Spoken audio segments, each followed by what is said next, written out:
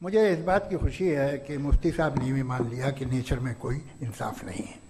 बाकी है कि आपने मेरी एक बात का जवाब नहीं दिया, जिससे मुझे शिकायत है कि फेथ क्या है और आप फेथ मांगते क्यों हैं मुझसे।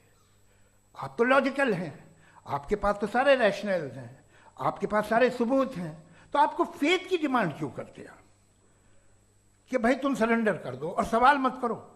कोई मजहब सारे सवाल करने की इजाजत नहीं देता है और मना करता है कि ज़्यादा सवाल ना करो, बह जाओगे तुम। कमाल ये है कि दुनिया के सारे मजहब सब जानते हैं ये दुनिया कैसे बनी थी, कैसे मिटेगी, मरने के बाद क्या होगा, इनको सब इल्म है। इनको किसी को डायनासोर होते थे पहले ये नहीं पता था, किसी को नहीं पता। किसी भी दुनिया की मजहबी किताब में डायनासोर का जिक्र नहीं है। जिस दुनिया में आप बैठे हैं सर, ये हॉल जो है, ये इलेक्ट्रिसिटी जो है, ये माइक जो है, जिस हवाई जहाज से आप आए थे, वो जिस कार से आप यहाँ आए हैं, ये सब उन लोगों की बनाई हुई है जिन्होंने सवाल किए थे। ये दुनिया जिसमें आप आज आराम से हैं, ये उन लोगों की बनाई है कि जिन्होंने सवाल किए थे और हर स्टेज पे इन सवालों को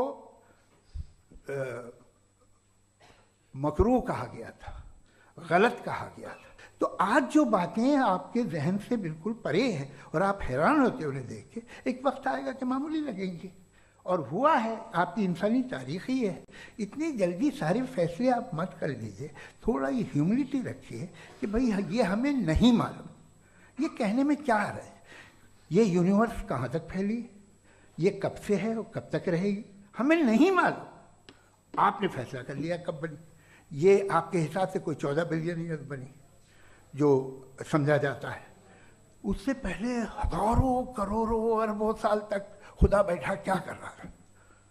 खामोश बैठा था, ऐसे ही जमाइयाँ ले रहा था। फिर उसे आइडिया आया, यार एक काम करते, वक्त अच्छा गुजर जाएगा, यूनिवर्स बनाते। सोचिए, तो हम अपनी जहालत से लड़े, उसकी परस्तिश न करें। Thank you so much. तर्कों की श्रृंखला में राउंड 2 के लिए मुफ्ती साहब को आमंत्रित कर रहा हूँ। शुक्रिया। जनाब जावेद अख्तर साहब कई मरतबा दोहरा रहे हैं कि फेथ का मतलब बताइए, फेथ का मतलब बताइए। मैंने बता दिया, फेथ सही भी होता है, गलत भी होता है। और आज हम फेथ पे बात नहीं कर रहे, हम ट्रुथ और डज गॉड एग्जिस्ट पे बात कर रहे हैं।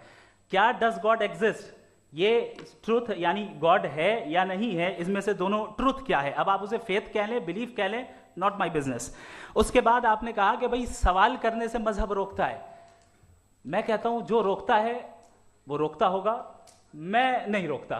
बल्कि सवाल करें, सवाल करना चाहिए। सवाल कर करके तो हम आगे बढ़ते हैं, तरक्की करते हैं, और इसीलिए मैं आज यहां पे आया हूं। लेकिन सवाल सिर्फ खुदा से नहीं होगा, आपसे भी होगा। सवाल एथिज्म से भी होगा, सवाल सिर्फ मजहब से नहीं होगा, सबसे होगा। और आज मैं सवाल करूंगा और उम्मीद है कि आप जवाब देंगे। अभी तक आपने वैसे कॉन्टिंजेंसी आर्गुमेंट का कोई जवाब नहीं दिया। चलें, आपने कहा यूनिवर्स के बारे में इटर्नल क्यों नहीं बोल देते। ये चूंकि लॉजिकली पॉसिबल ही नहीं है कि यूनिवर्स इटर्नल हो। यूनिवर्स एक कॉन्टिंजेंट चीज है जो टाइम एंड स्पेस के पाबंद है, टाइम एंड स्पेस से बाउंड है। जो टाइम एंड स्पेस से बाउंड होगा वो कॉन्टिंजेंट होगा, जो कॉन्टिंजेंट होगा वो उसकी बिगिनिंग हुई होगी, जिसकी बिगिनिंग हुई होगी वो इटर्नल नहीं हो सकता। ये तो कॉमन सी बात है। आपने कहा कि किसी मजहबी किताब में डायनासोर का जिक्र नहीं है। अफसोस कि आज तक किसी मैथमेटिक्स की किताब में मुझे डायनासोर का जिक्र नहीं मिला। तो इसका मतलब मैथमेटिक्स की किताब बेकार है? नहीं, उसका वो टॉपिक नहीं है। रेवलेशन का और मजहबी किताबों का टॉपिक ये नहीं है कि आपको आके बताए साइकिल कैसे बनाते हैं, या आकर ये बताएं कि जो है डायनासोर कब था। वो तो मोरालिटी सिखाने आया है, गॉड के बारे में बताने आया, नॉन फिजिकल रियलिटी की हकीकत को सिखाने के लिए आया।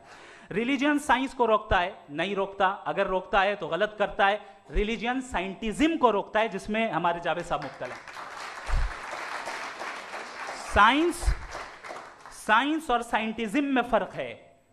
साइंटिज्म यह है कि आप समझें कि साइंस और साइंटिफिक मेथोडोलॉजी ये नॉलेज को हासिल करने का वाहिद सोर्स ऑफ नॉलेज है। यह है साइंटिज्म। हम इसे रिजेक्ट करते हैं। उसके बाद उन्होंने कहा कि भाई हमें नहीं मालूम। अगर नहीं मालूम तो क्लियरली कह देना कि नहीं मालूम है, इसमें क्या हर्ज है। तो वही तो मैं कह रहा हूं ना कि आप कह दें कि नहीं मालूम, लेकिन क्लेम क्यों कर रहे हैं कि गॉड एग्जिस्ट नहीं कर रहा है। आखिरी चीज, इन्होंने कहा कि खुदा दुनिया बनाने से पहले 150 साल पहले या करोड़ों साल पहले क्या कर रहा था। अरे हजरत, चलें बहरहाल मैं जवाब दे देता हूं, आप हमारे रिस्पेक्टेड पर्सनालिटी हैं, अगर आप नहीं होते तो मैं ऐसे एंटरटेन ही नहीं करता। टाइम, ये 100 साल पहले या 100 साल बाद, पहले बाद में अभी, ये वो अल्फाज हैं जिनका ताल्लुक टाइम से है। टाइम शुरू ही हुआ है यूनिवर्स की बिगिनिंग के बाद, तो उसके पहले खुदा क्या कर रहा था, सवाल इलॉजिकल है, ये फेलेसी है। यानी आप ये कह रहे हैं कि यूनिवर्स के बनने से पहले खुदा क्या कर रहा था, टाइम के बनने से पहले, पहले का ताल्लुक टाइम से, टाइम उस वक्त था ही नहीं, तो ये सवाल ही इनवैलिड है खुदा के ताल्लुक से।